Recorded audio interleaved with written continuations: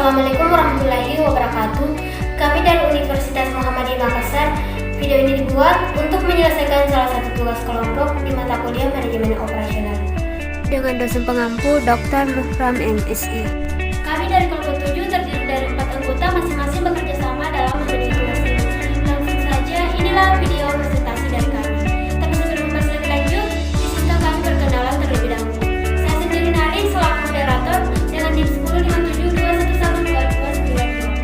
Kemudian Wulan Dekasari dengan NIM 1057112232. Nuraira Rahman dengan NIM 105721111920. Purwani Dedi dengan NIM 10572111212220. Materi yang pertama yaitu pentingnya lokasi yang strategis. Salah satu keputusan yang paling penting yang dibuat oleh perusahaan adalah di mana mereka akan menempatkan kegiatan operasional mereka. Lokasi yang strategis adalah wilayah penempatan operasi produksi sebuah perusahaan yang dapat memberikan keuntungan maksimal terhadap perusahaan tersebut. Karena tujuan strategi lokasi adalah untuk memaksimalkan keuntungan lokasi bagi perusahaan. Keputusan yang paling penting yang perlu dibuat oleh perusahaan adalah di mana mereka harus menempatkan operasi mereka. Aspek internasional keputusan ini adalah sebuah indikasi bahwa keputusan lokasi bersifat global. Lokasi sangat mempengaruhi biaya, baik biaya tetap maupun biaya variabel. Lokasi sangat mempengaruhi risiko dan keuntungan perusahaan secara keseluruhan. Materi yang ketiga yaitu strategi lokasi pelayanan jasa. Bila fokus analisis lokasi sektor industri adalah meminimalkan biaya, maka fokus analisis lokasi sektor jasa adalah memaksimalkan pendapatan. Biaya manufaktur cenderung bervariasi secara substansial antara lokasi satu dengan yang lainnya, namun tidak demikian dengan perusahaan jasa. Suatu lokasi yang spesifik sering menimbulkan dampak yang lebih besar pada pendapatan daripada biaya. Oleh karena itu, untuk perusahaan jasa, lokasi yang spesifik seringkali mempengaruhi pendapatan daripada biaya. Hal ini berarti bahwa fokus lokasi pada perusahaan jasa haruslah pada penentuan volume bisnis dan pendapatan. Ada 8 komponen besar volume dan pendapatan untuk perusahaan jasa. Yang pertama yaitu daya beli pada area lokasi konsumen yang diseleksi. Kedua, kecocokan pelayanan jasa dan citra dengan demografi wilayah konsumen. Ketiga, persaingan di wilayah tersebut. Keempat, mutu persaingannya. Kelima, keunikan lokasi perusahaan dan lokasi pesaing. Keenam, mutu fisik fasilitas perusahaan dan mutu fisik fasilitas perusahaan yang berdekatan letaknya. Ketujuh, kebijakan operasi perusahaan. Yang terakhir yaitu mutu dari manajemen. Faktor-faktor yang mempengaruhi keputusan lokasi.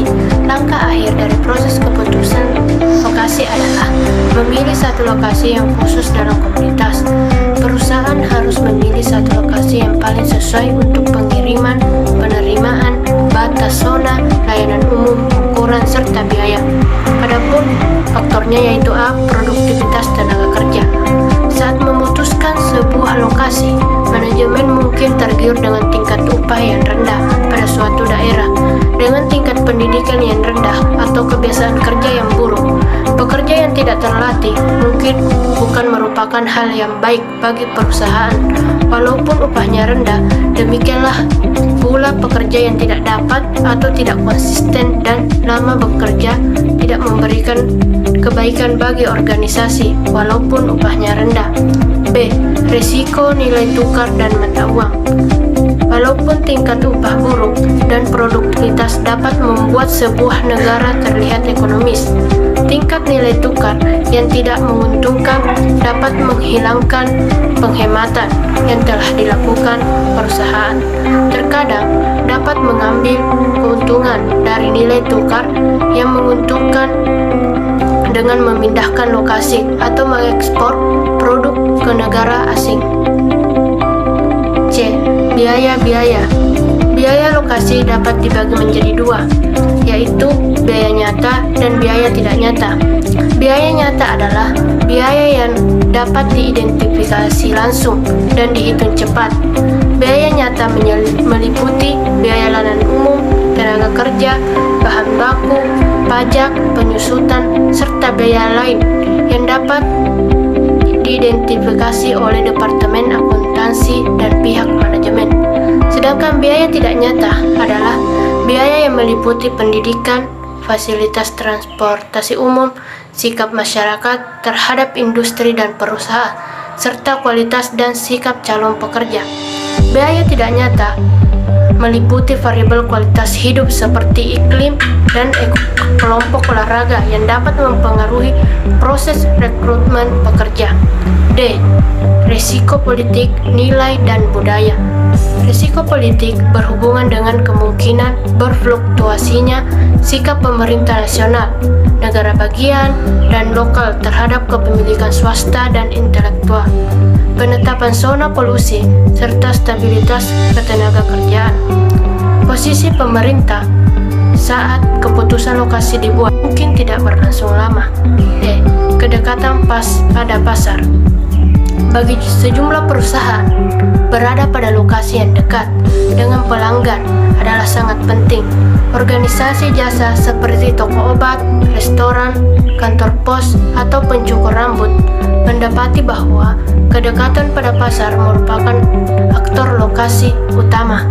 Perusahaan manufaktur mendapati pendekatan dengan pelanggan ketika biaya pengiriman barang jadi mahal atau sulit, mungkin disebabkan produk yang dikirim banyak, berat, atau mudah pecah. Merupakan hal yang sangat berguna. Selain itu, produksi yang just in time, pemasok menginginkan lokasi yang dekat dengan pelanggan. F. Kedekatan pada pemasok. Perusahaan menempatkan diri dekat dengan barang mentah dan pemasok karena barang-barang yang mudah busuk, biasa transportasi, jumlah produk yang sangat banyak. Para penghasil roti, susu, sayur-sayuran, dan makanan laut beku berhubungan dengan barang mentah yang mudah busuk sehingga mereka kerap berlokasi dekat pemasok. Perusahaan yang bergantung pada input yang berupa bahan mentah, yang berat, atau yang berjumlah sama, seperti produsen baja yang menggunakan batu bara dan biji besi harus membayar biaya transportasi yang sangat mahal, sehingga biaya transportasi menjadi faktor utama. G. Kedekatan pada pesaing. Mungkin terasa jika perusahaan-perusahaan juga senang berdekatan dengan para pesaingnya. Kecenderungan yang disebut pengelompokan atau clustering yang sering terjadi apabila sumber daya utama ditemukan di wilayah tersebut.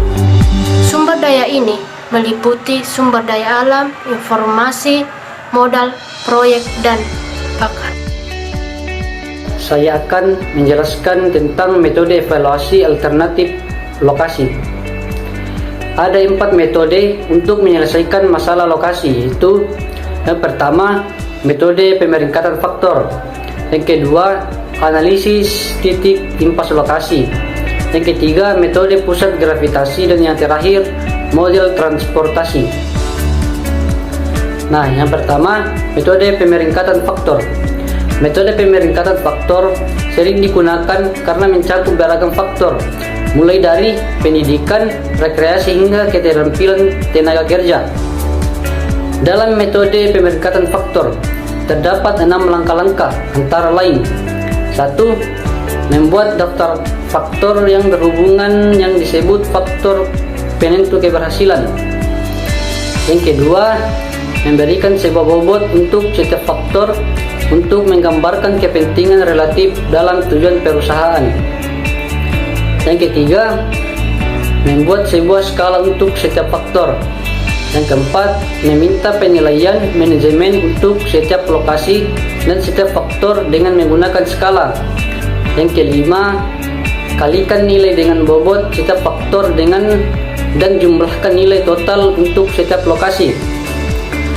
Yang keenam, membuat rekomendasi berdasarkan nilai poin maksimal yang juga mempertimbangkan hasil dari pendekatan kuantitatif. Yang kedua, analisis titik impas lokasi. Analisis titik impas lokasi merupakan penerapan analisis biaya volume produksi untuk membuat suatu perbandingan ekonomis di antara alternatif lokasi yang ada. Analisis titik impas lokasi dapat dilakukan baik secara matematis maupun grafis. Pendekatan grafis memiliki kelebihan karena memberikan rentang jumlah volume di mana lokasi dapat dipilih. Berikut 3 langkah analisis titik impas, yaitu yang pertama, tentukan biaya tetap dan biaya variabel untuk setiap lokasi. Yang kedua, petakan biaya untuk setiap lokasi dengan biaya pada sumbu vertikal dan jumlah produksi tahunan pada sumbu horizontal.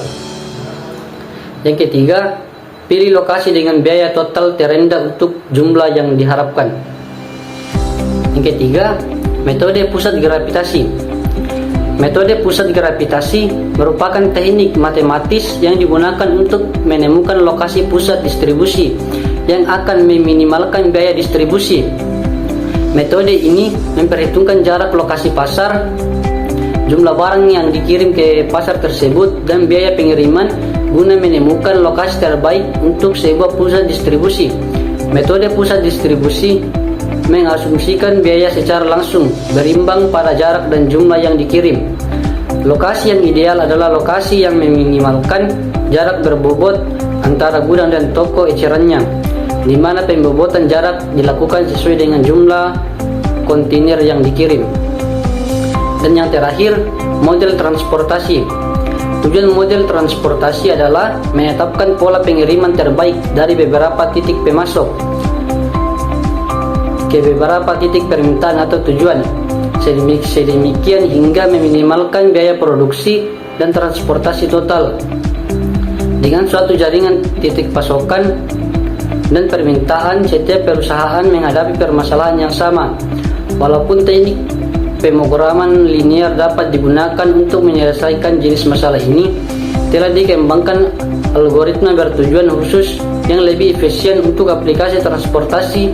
Model transportasi memberikan solusi awal yang pantas, kemudian perbaikan bertahap dilakukan.